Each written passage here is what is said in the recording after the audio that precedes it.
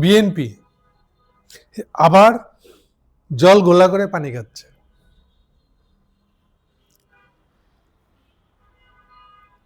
নজরুল ইসলাম খান আনুষ্ঠানিকভাবে তিনি নির্বাচন পরিচালনা কমিটির প্রধান, পুরনো নেতা, বয়স্ক নেতা, অরিজিনালি ট্রেড ইউনিয়নিস্ট একটা নেতা। কালকে উনি ঘোষণা দিয়েছেন, গতকালকে উনি ঘোষণা দিয়েছেন যে না, গণভোটে হ্যাঁ ভোট দেওয়াই বিএনপির সিদ্ধান্ত। যে কথা বলতেছিলাম, পানি ঘোলা করে খাওয়া বিএনপির পুরনো স্বভাব আবার কালকে একই কাণ্ড করল। রিপোর্টে লেখা হচ্ছে, গণভোটে হ্যাঁ ভোট দেওয়াই, এটা ইত্তেফাকের রিপোর্ট, গণভোটে হ্যাঁ ভোট দেওয়াই বিএনপির সিদ্ধান্ত বলে জানিয়েছে দলটির স্থায়ী কমিটির সদস্য ও নির্বাচন পরিচালনা কমিটির চেয়ারম্যান নজরুল ইসলাম খান। তিনি বলেন, আসন্ন নির্বাচন ও সংবিধান সংস্কারের প্রশ্নে গণভোট আয়োজিত হলে বিএনপি তাতে ইতিবাচক সাড়া দেবে। আমরা সবার আগে সংস্কার চেয়েছি। এর আগেও বলছি, এখনো বলতেছি, বিএনপির এই পুরানো স্বভাব, বিশেষ করে আমি বারবার বলছি যে তারেকের বিএনপি এবং খোদ তারেক ইন্ডিয়ার কোলে উঠে গেছে। এখন তো বলতে হবে গেছে, কেন? সর্বশেষ প্রণয় বর্মা তারেকের অফিসে এসে তার সাথে দেখা করার পর থেকে এটা তো প্ল্যান করে তারা সিদ্ধান্ত নিয়েছে, পাবলিকলি ফ্ল্যাশ করে দিবে যে তারা ইন্ডিয়ার কোলে উঠে গেছে। ইন্ডিয়াও জানানোর অ্যালাউ করবে যে বিএনপির সাথে আমাদের চেলাটা হলো বিএনপি, আমরা বিএনপির উপরে বাজি ধরছি যে আগামী ইলেকশনে বিএনপি জিতবে। এটা দুই পক্ষের সিদ্ধান্ত, সেইটাই প্রকাশ করেছে তাদের হুমায়ুন কবির, তাদের এক নেতা, একাডেমিক নেতা। হোয়াট এভার, এই জিনিসটা চলছিল, তার মানে ঘোষণা দিয়ে দিচ্ছে। আর আমি বারে বলেছিলাম এই জিনিসটাই তো তারা করে আসতেছে। বিএনপি মনে করছে, তারেক জিয়া মনে করছে, স্পেসিফিক্যালি তারেক জিয়া মনে করে ইন্ডিয়ার হাত না ধরলে তারা ক্ষমতা যেতে পারবে না, ফলে ইন্ডিয়ার হাত ধরেই তারা ক্ষমতায় যেতে চায়। এই জিনিসটা আগে চুরি ছুপা করি নাই, ফর্মালি কেউ দেখে নাই, কোনো প্রমাণ নাই, এসব কথা বলে এড়ে যাচ্ছিল। কিন্তু প্রণব বর্মার সাথে দেখা করার পরে এখন এটা লুকানো নাই। এই যে লুকানো নাই, ইন্ডিয়ার কোলে উঠে গেছে তারেক জিয়া, এইটারই পরিণতিতে কতবার ঘাটে ঘাটে পানি খাইছে, ধাক্কা খাইছে বিএনপি। দেখেন সিম্পলি আওয়ামী লীগ নিষিদ্ধ হবে কিনা, একই প্রবলেম পড়েছে এখন।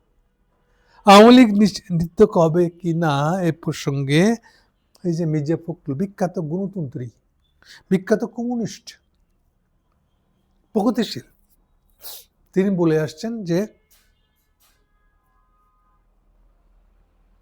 জনগণ করবে, আমরা জানি না। এমন এরা ভাব ধরছে কোন দল আরেক দলের নিষিদ্ধ চাইতারা না, এটা একটা স্ট্যান্ডার্ড। এই বেকুব জানেও না তার বাবার দলকেও শেখ মুজিব নিষিদ্ধ করে দিচ্ছিল। তার বাবার মুসলিম লীগকে নিষিদ্ধ করে নাই শেখ মুজিব, জামাত ইসলাম নিষিদ্ধ করে নাই, আরো অনেকগুলো ইসলামী পার্টিকে, নিজাম ইসলাম সম্ভবত, এদেরকে নিষিদ্ধ করে নাই। এমন ভাব করেছিল মির্জা ফখরুল তখন যে কোনো এক পার্টি হয়ে আরেক পার্টিকে নিষিদ্ধ করা, না না, এরকম পাপ তো করা যায় না। কিন্তু তারা যে আসলে কমিট করে আছে অগ্নিহোত্রীর কাছে, সেই জন্য তারা করতে পারতেছে না, এটা তো পাবলিকলি বলতে পারছে না। প্রবলেম কত জটিল দেখেন। সেম ঘটেছে এখন। তারা হ্যাঁ ভোটের পক্ষে ভোট দিবে না, ভোট দিতে বলবে না। মির্জা ফখরুল 3 দিন আগেও বলছে গণভোটের পক্ষে ক্যাম্পেইন করা, হ্যাঁ ভোট দিতে বলা, এগুলো আমাদের কাজ না। রীতিমতো সাংবাদিক সম্মেলন থেকে বাসায় ঠান্ডা মাথায় বাসার ভাত খেয়ে মির্জা ফখরুল এই কথা বলছে, একবার দুইবার না। তাহলে ফখরুলের এই যে গণভোটের প্রচারণার দায়িত্ব তো বিএনপি না, ওই কথাটা এখন কোথায় যাবে? নজরুল সাহেবের কথা, ফখরুল সাহেবের কথা মধ্যে কি হইল? এটা এই সংঘাতটা কি দিয়ে দাঁড়াবে? নজরুল সাহেব ইলেকশন পরিচালনা কমিটির চেয়ারম্যান, আর ফখরুল সাহেব দলের মুখপাত্র। কারণ ইউজুয়ালি ধরে নেওয়া হয় সেক্রেটারি মুখপাত্র ভূমিকা পালন করে থাকে। এখন কার কথাকে আমরা বেশি উপরের কথা বলে মনে করব? এই সেম একই প্রবলেমটা পড়েছিল বলছি আমি, যখন আওয়ামী লীগ ব্যান করার প্রসঙ্গ আসছিল।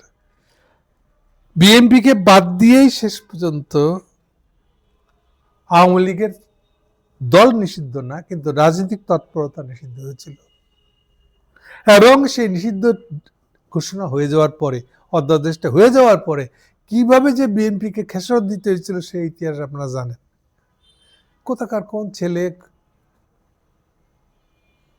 সোহরাওয়ার্দী উদ্যানে খুন হয়েছে, ওটাকে নিয়ে একেবারে মানে হইচই তুলে ফেলতে হয়েছিল তাদেরকে।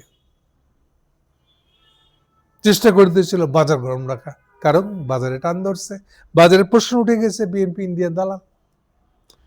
এখন আবার যে প্রশ্নটা উঠে গেল, এদিকে তারেকের ইজ্জত বাড়লো, তাহলে পরিণতিটা কি এলো? একই সঙ্গে দেখেন আপনি, এই যে বিশেষজ্ঞ সালাউদ্দিন, তিনিও বলেছিলেন জুলাই আগস্টে বাংলাদেশে কিচ্ছু নেই।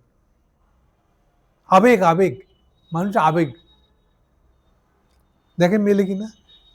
এটা তো ইন্ডিয়ানদের পজিশন। এখনই নির্বাচন, ৭২ কনস্টিটিউশন আপ দেওয়া যাবে না, কোনো সংবিধান, কোনো সংস্কার করতে দেওয়া যাবে না।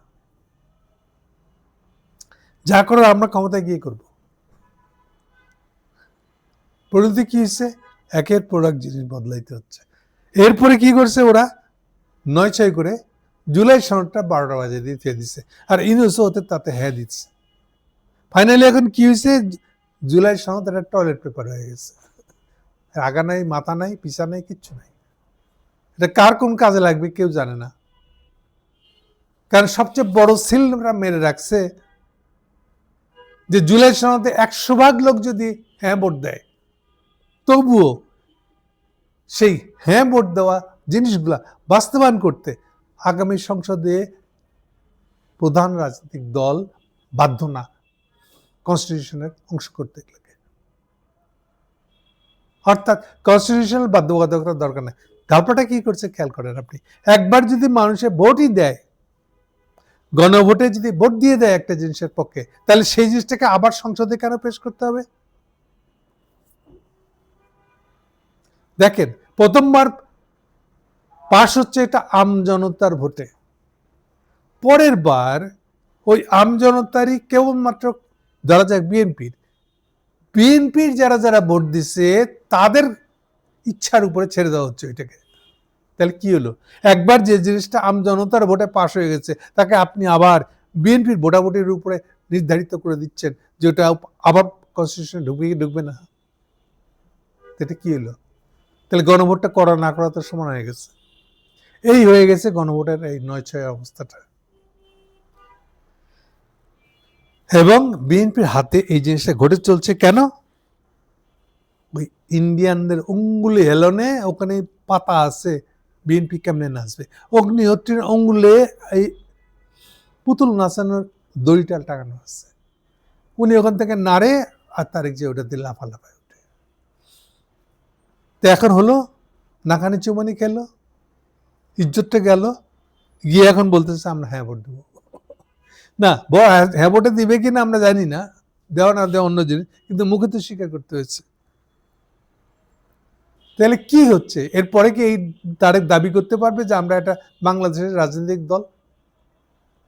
আমরা এই অঙ্গুলি হিলানোর দল না, ইন্ডিয়ানদের দল না আমরা। এটা কি আর দাবি করার কোনো জায়গা থাকলো? কে বুঝাবে তারেক জিয়াকে? সে বুঝানোর লোকটাও নাই। সবাই তো সবার স্বার্থের ফাঁক দিয়ে আটকাই গেছে। এখন যাদের দল তাদের যদি হুঁশ না থাকে, তাদের দলের কোনো ইজ্জত, মান ইজ্জত বলে কিছু থাকলো কিনা? বাইরের লোকেরা কি তার ইজ্জত রক্ষা করতে পারবে? Thank you.